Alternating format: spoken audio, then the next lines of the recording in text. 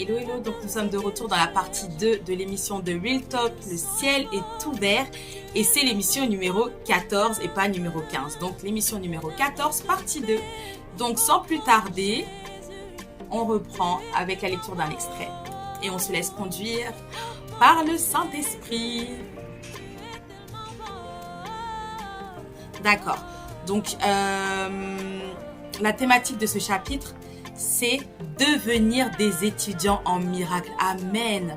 Parce que le royaume des cieux ne consiste pas en paroles seulement, mais en puissance, en démonstration de puissance. Jésus est venu sur cette terre pour nous montrer ce qu'était le royaume des cieux, mais surtout, qu'est-ce qu'il faisait durant son ministère. Il guérissait les malades, il délivrait les captifs, il faisait recouvrir la vue aux aveugles et tant d'autres. Donc, on va commencer.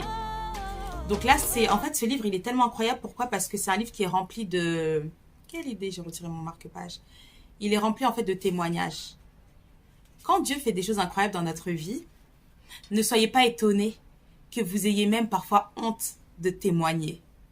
Peur. Vous sentez une appréhension. Pourquoi? Parce que c'est le diable qui vous empêche de témoigner. La Bible est remplie de témoignages.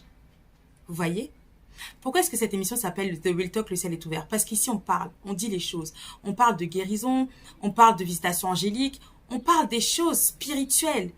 Parce que si on ne comprend pas qu'un enfant de Dieu doit être spirituel, alors vous aurez seulement cette étiquette Jésus-Christ sauve, mais vous ne vivrez pas la puissance du royaume des cieux. Or, notre Dieu dit quoi? Que nous sommes les imitateurs de Christ.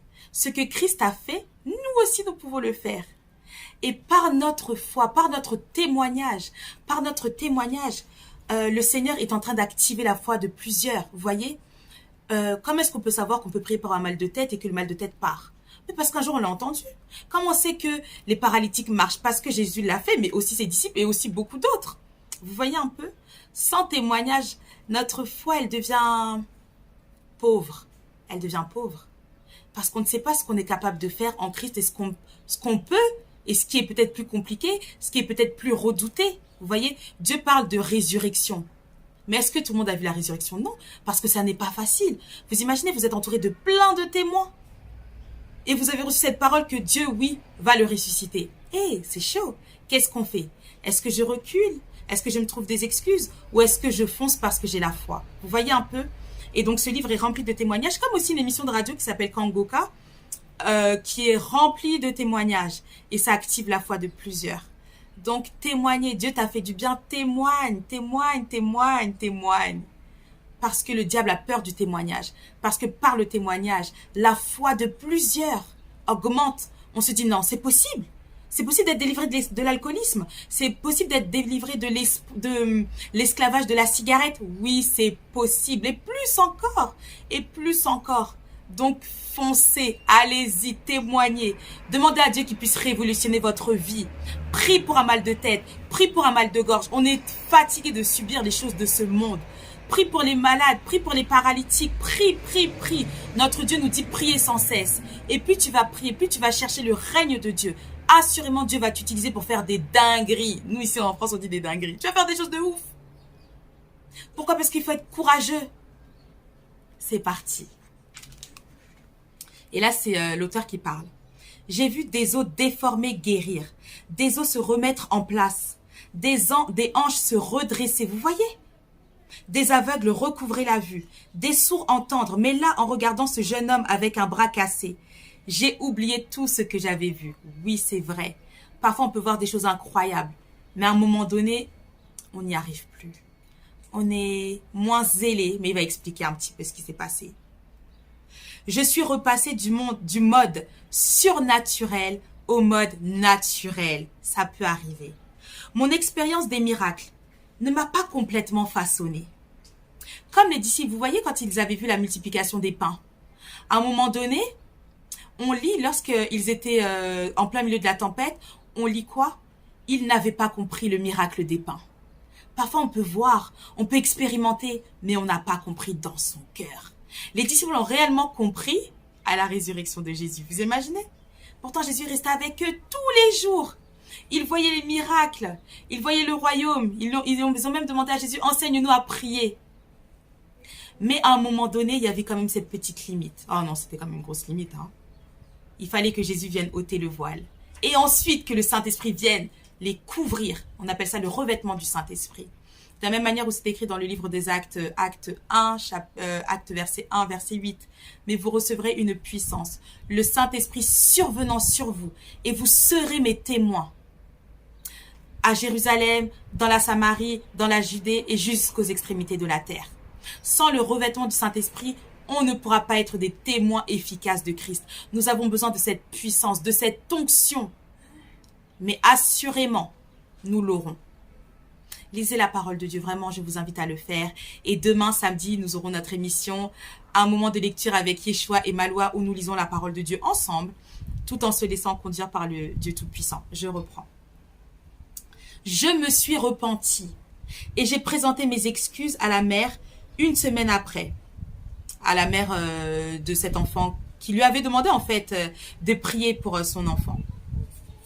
Non pas parce que je me sentais coupable ou encore honteux, mais parce que j'avais réalisé qu'il me restait un long chemin à parcourir pour que mon esprit soit renouvelé. Oui, voilà pourquoi Dieu nous demande dans sa parole de prier pour le renouvellement de notre esprit. Parce que si on ne prie pas pour le renouvellement de notre esprit, la chair reprend le dessus petit à petit. Et les choses qui étaient faciles, qui étaient courantes, à un moment donné, on se rend compte que j'ai du mal maintenant à aller voir les personnes pour prier, pour parler de Jésus. Vous voyez un peu? Prions pour le renouvellement de l'esprit et de notre intelligence. Cela ne suffit pas de mettre en pratique la révélation. Comme nous l'avons vu dans le chapitre précédent, nous devons également devenir des étudiants en miracles. Cela signifie que les miracles que nous vivons doivent façonner nos pensées. Les miracles peuvent être éblouissants et émouvants, mais ils ne sont pas destinés à nous éblouir. Dieu nous donne des miracles pour nous entraîner à voir différemment.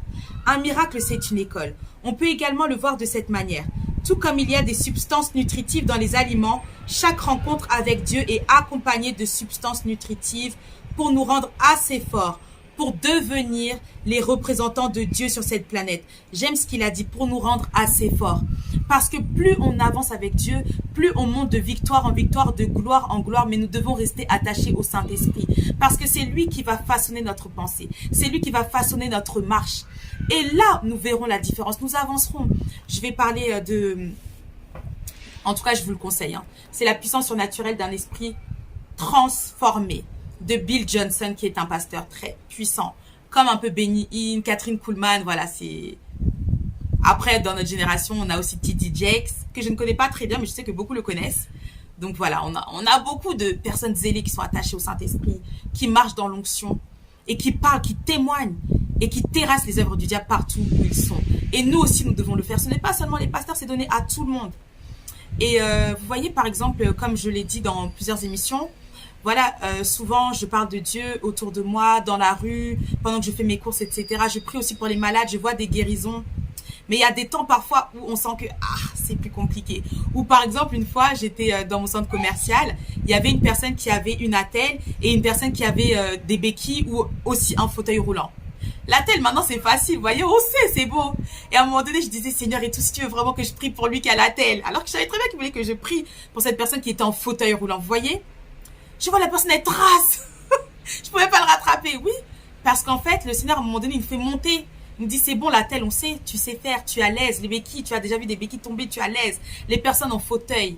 Maintenant, il faut avoir ce courage-là de prier pour les personnes, les paralytiques. On veut voir les paralytiques marcher. Vous voyez? Maintenant, je vois, c'est ça. C'est la dimension dans laquelle le Seigneur m'emmène. Laisse tomber les maux de tête, laisse tomber les maux de gorge. Prie pour ceux qui sont en fauteuil. Parfois, on peut proposer la prière. Il y a des personnes qui nous disent non, vous voyez. Elles nous disent non. Tant pis, que Dieu vous bénisse. Et puis, on avance, on avance, on avance. Et il y a des temps aussi où le Seigneur nous dira prie pour cette personne-là, précisément. Donc, ça veut dire quoi? Soyons sensibles au Saint-Esprit. Demandons-lui qu'est-ce qu'il attend de nous. Lorsque nous allons quitter notre maison, Seigneur, conduis-moi. Parce que si on ne comprend pas, on va beaucoup passer à côté de miracles et de guérisons. Tu vas voir les paralytiques marcher. Tu vas voir des gens qui ont des douleurs dorsales se redresser. Tu le verras. Je sais que tu soupires à cela. Et tu le feras par la puissance du Saint-Esprit. Que Dieu vous bénisse. Je vous souhaite une très bonne semaine.